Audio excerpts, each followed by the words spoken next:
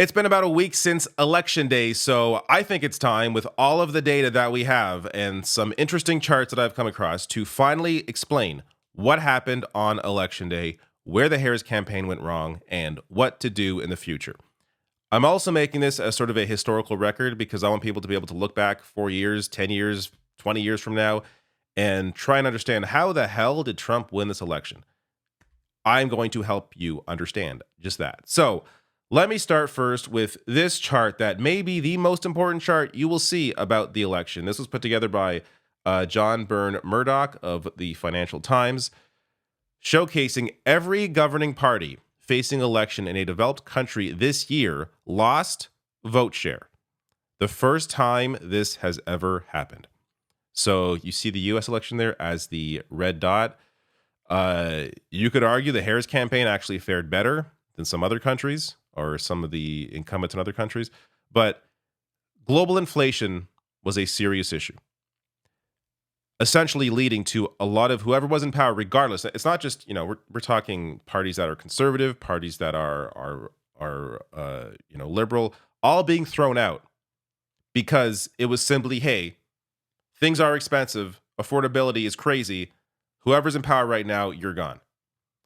Kamala Harris, if she was going to succeed in this campaign, had to truly separate herself from Joe Biden. If Joe Biden had not dropped out, he would be, near the bottom of these dots here. It would have been an even greater loss for him and the Democratic Party. Him dropping out allowed Harris to have a little bit of a boost, but it wasn't enough to take her over and actually win the election. She really had to separate herself. And when you're on The View saying things like, I can't think of a thing I would change, I can't think of a thing I would do differently than Joe Biden, you're going to lose the election. I understand. She's the VP. It's hard to do. Well, if you want to win the election, you had to do it, and you didn't do it enough, or really at all. So that gets to the next chart here over what happened. So Stephen Semler here, to get his title. This is, he tracks charts and policy, co-founder of SPRI, writing here, Biden approval rating after passing the American Rescue Plan at 57%, his highest of the entire term. Biden approval after most pandemic aid programs expired went down to 43%. And then Biden approval after all pandemic aid programs expired, 37%. That gets to the second most important chart of this election. Several key U.S. anti-poverty measures expired or were eliminated after 2021. All of these programs that people benefited from ended while Biden was president. He brought many of them in, but they ended while he was in government, while he was the president. So regardless of how many Republicans did or didn't vote for them, in the vast majority of cases, zero, regardless of whose fault it may have been, Joe Manchin, Kirsten Sinema, again, I still would say Joe Biden should have pressured them more, but regardless, people don't see that context. The vast majority of voters see, hey, things were better, now they're worse. Who's in power? Joe Biden, get him out. And in this case, Joe Biden, the Democratic Party, get them out. So this was the result, because you had here an election where lower income voters, whether it's people making under 50K or people making under 100K, voted with Donald Trump in the majority. Harris won voters who made over 100K. And, their issue may have been state of democracy, worry about Trump, which, of course, is a real concern. These are things that I discussed before the election. The fact that Trump tried to steal the last one, that's not somebody you want anywhere near power. But if the state of your life is, hey, I can't afford anything, things got worse while Joe Biden was the president, because whether you want to blame inflation, whether it's all these programs ended, whatever the issue is, their lives got more expensive. And their issue was the economy. They voted with Donald Trump. Also, worth noting here, the issue of immigration. Why even, the fact that Kamala Harris again and again pushed a right-wing message on immigration. Why even bother? You could have blazed your own trail, pushed a more progressive immigration proposal. But instead, no, we need More cops at the border. We need to deport more people. You're not going to win against the ultimate demagogue. You might as well have your own message. This gets to the issue being turnout for Harris. That's her issue. The issue here isn't, oh, she could have won over more Republicans. No, they're not going to vote for her. You win over people that you can actually get out to vote if you appeal to them with your own message. And in some cases, look, she had some of those policies. Expanding Medicare to include long-term at-home care, a fantastic policy. It took a back seat to discussions around immigration and democracy. And to be fair, abortion rights, a very important issue. Harris won those voters, at least not to the degree that I think she should have. It's wild to see the differences here, but maybe some people, I'm guessing these 25% were more conservative voters. Then again, I saw one clip. I'm never, this will never be erased from my memory, where a Gen Z voter, a Gen Z woman, said she voted for Donald Trump because he protected abortion rights by bringing it back to the states. So some people like that just have no hope with. But apart from those people, she won the majority of voters that were most concerned about this for good reason. And again, foreign policy. Her foreign policy was almost indistinguishable, at least the discussions of it, in some cases, not all cases, but some cases, indistinguishable from Trump saying we're going to have the most lethal military. And of course, dancing around the issue of Gaza. By not properly taking that on, again, you lose a lot of those voters. Look at how Michigan voted. Rashida Tlaib overwhelmingly wins her district. Kamala Harris lost her district. These are population centers, a population center in Michigan, and you lose it because you're not willing to be honest about what's going on there. And, to be the so-called law and order president or candidate, and she has a history of that. But to try to act that way and not recognize international law and order was a clear failure here. But again, larger issues we're looking at, the economy, and she lost that vote for all the reasons I showed you. Chris Murphy here writing, of the 20 highest median income states, Democrats won 18 of them. Of the 20 lowest median income states, Democrats won 3. Yes, race and gender play a big role in politics, but the hard truth is this: Democrats clearly aren't listening to the people we say we fight for. And that goes to issues like this. Missouri, deep red Missouri, passed an increase to minimum wage and required paid sick leave. That's a progressive policy passing in a state that voted for Trump. Alaska as well approved increasing minimum wage and paid sick leave. A state that voted for Trump voted in this progressive policy. Issues that Harris did not talk about on the campaign trail. There's one clip of her talking about minimum wage. One clip. It is wild. And you may wonder, okay, but then why would they vote for Trump? It's not that they're voting for Trump. It's that Harris isn't bringing out the people that she needs to vote. The Trump voters voted for Trump. Yes, she peeled off a lot. She peeled off people that she may have been able to get in some cases, but she would have brought out a lot more people, a lot of people in that lower income that would have voted for her if she had spoke to these issues in a more direct way and made it clear, as she did at the beginning of the campaign, discussing corporate price gouging. That was discussed in maybe her second speech, and then it barely touched on the rest of the campaign, at least in terms of what the campaign was focusing on. I'm sure it was mentioned here and there in a campaign speech, but in terms of what the messaging out there was, it was largely about the danger of Donald Trump, which is a real thing, but this is an economy where people are struggling, and you are not speaking enough to that in a serious way where you are really calling out corporate price gouging. So in lieu of that, Trump's excuse for it is, immigration. Immigrants, that's why everyone's poor. When there's nothing there. But he at least provided an answer where Harris was not. That gets to the where to go from here. So, that comes later. That gets to what the Harris campaign did wrong. As I've already discussed a lot of that. But another aspect of that is people like this. I want to be clear. It isn't just Tony West, but it's the willingness of the Democratic Party and the Harris campaign in particular here to take on these sorts of corporate advisors. So Tony West, Harris's brother-in-law, is corporate insider and campaign advisor. On leave as Uber's chief legal officer, West plays a pivotal role in the Harris presidential campaign. This piece was put out October 29th.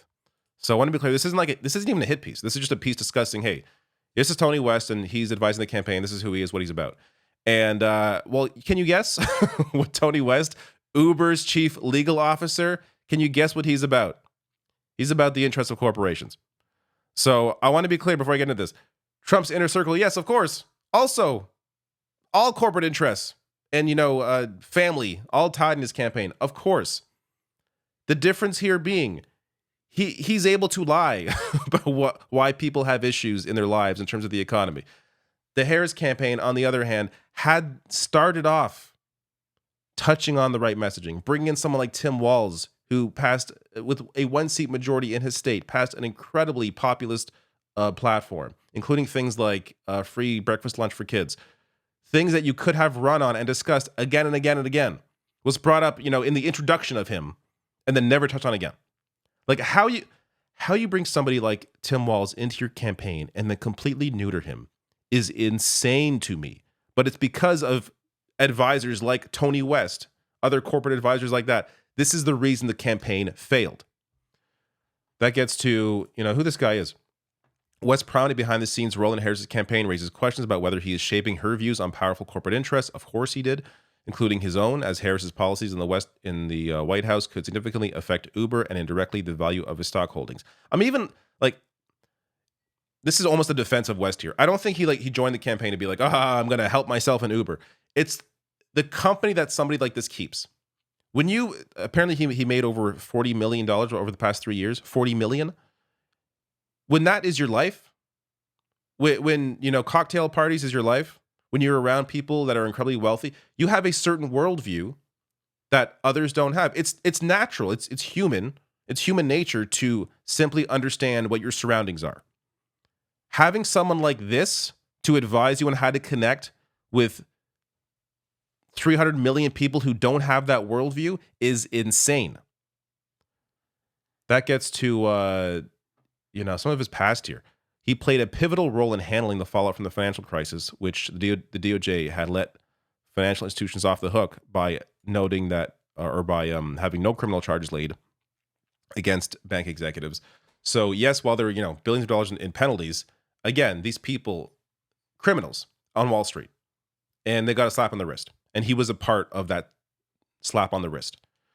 He's also at the forefront of the company's battles of Uber's battles against recognizing drivers as employees, which would have granted drivers minimum wage, protections, healthcare, and sick leave. So again, giving you the worldview of who West is, fighting against working class interests. He also, during the campaign, drew out on his ties to Wall Street and Silicon Valley, has also held private meetings with top executives, soliciting feedback on Harris's policy stances. Again, top private meetings or meetings with top executives. What is that worldview you are bringing to the campaign? How does that relate to the average person? He also spoke, this is again back in October, spoke at a General Counsels for Harris fundraiser, which was co-hosted by executives from Microsoft and Amazon, which, worth noting here, companies that facing antitrust scrutiny from one of the things that Biden did well, his FTC pick, Lena Khan.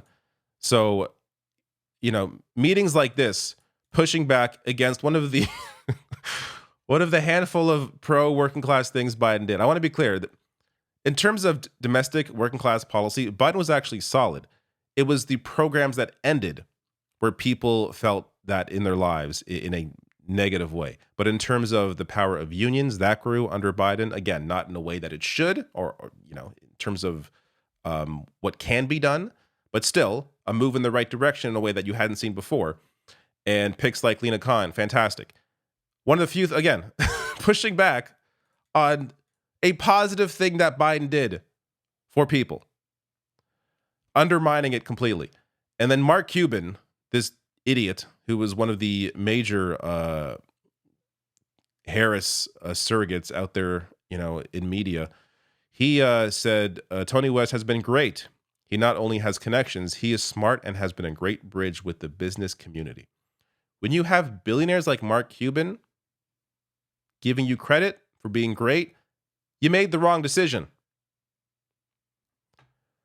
These are all things that seem so obvious, but in this world where connections to corporations and lobbyists and CEOs is so normalized, to them it's like, oh, of course we're going to bring on this Uber executive. He must understand policy because he's so intelligent. He's a millionaire. He knows what's going on. How are you possibly connecting with average people with someone like that? That gets to where to go from here. Bernie Sanders has a great piece in the Boston Globe. I'll link to this below the video. I'm not going to read through all this, but I'll just grab a couple of things out of it. Democrats must choose the elites or the working class. The Democratic Party has to be very clear. No more dancing around corporations and neoliberalism and privatization. No more dancing around these issues. Be very clear. It is us or them. Us, the working class, or them, the elites. If that message is not made clear, elections will continue being this close. Because, again, Trump is providing an answer, even though he's not providing the correct answer. He's providing an answer to what people are feeling. Democrats will be in the minority in the Senate. This is a great point by Bernie here. Democrats will be in the minority in the Senate and probably the House. In the new Congress, they will still have the opportunity to bring forth a strong legislative agenda that addresses the needs of working families. If Republicans choose to vote those bills down, which of course they will, the American working class will learn quickly enough as to which party represents them and which party represents corporate greed. It isn't just about, as he mentions here, it isn't just about the Democratic Party taking on this sort of agenda. I'll mention some of these policies in a second here, but it's not just about taking on this agenda. It's also about being able to set a narrative. The Democratic Party has been so bad at setting their own narrative. They are always reacting to what Republicans are doing. They have to set their own narrative, put bills together, try and pass these things, and make it very clear in media appearances across the board. Have a clear, coherent, consistent message. Whoever it is on TV discussing this.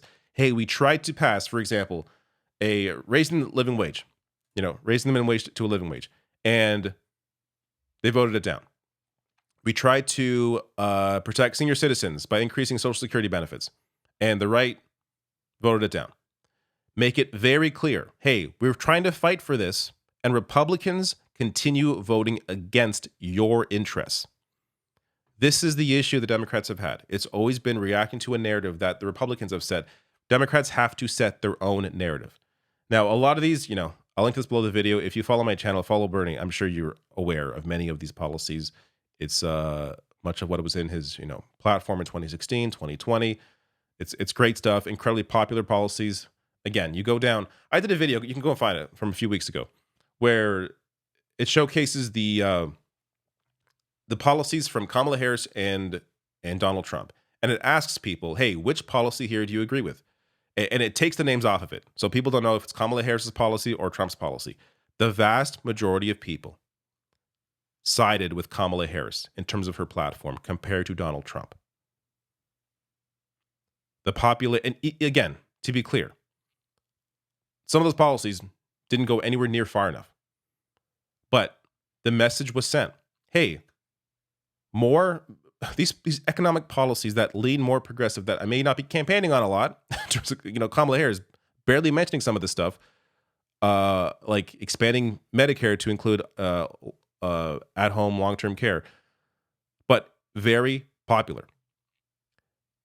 The inability for the Democratic Party to have that consistent message throughout, not just in an election year, but when they're not in power, between elections, have a very consistent message throughout the year and throughout all states. There has to be a real investment in even deep red states on what this party is fighting for. Now, I'm under no illusion that this is going to happen overnight, because already there is disagreement from, between Democrats about what the issue is here. A lot of them are going to fight against this idea of changing the narrative, of actually battling the interests of billionaires and massive corporations as they have this entire time. They're going to continue trying to, put put the interests of the elites ahead of the working class. But if there's going to be any success, any long-term staying power for the Democratic Party, they have to make the shift. Otherwise, there isn't going to be any sort of, not even just change for people's lives, but we're gonna keep seeing these elections. We're just back and forth, back and forth, back and forth, because it's gonna be, oh, this sucks. My life has sucked for the past 4 years. All right, let's try it. The other guys. All right, my life sucks the next 4 years, or the past 4 years. Let's try the other guy. It's gonna go back and forth and back and forth and back and forth until one party figures out how to actually help people and keep doing that, as opposed to ending the programs in the middle of your term. All of this, it's wild to see all these sorts of charts now, because this election, while it seems surprising at the time that Trump could win again, it was totally predictable based on what had happened in other countries, based on the fact that Harris did not separate herself enough from Joe Biden, based on the fact that Joe Biden ended these popular policies that actually help people in the middle of his term. All of this Trump win was completely predictable. And the next one is also going to be completely predictable if the Democratic Party does not turn things around.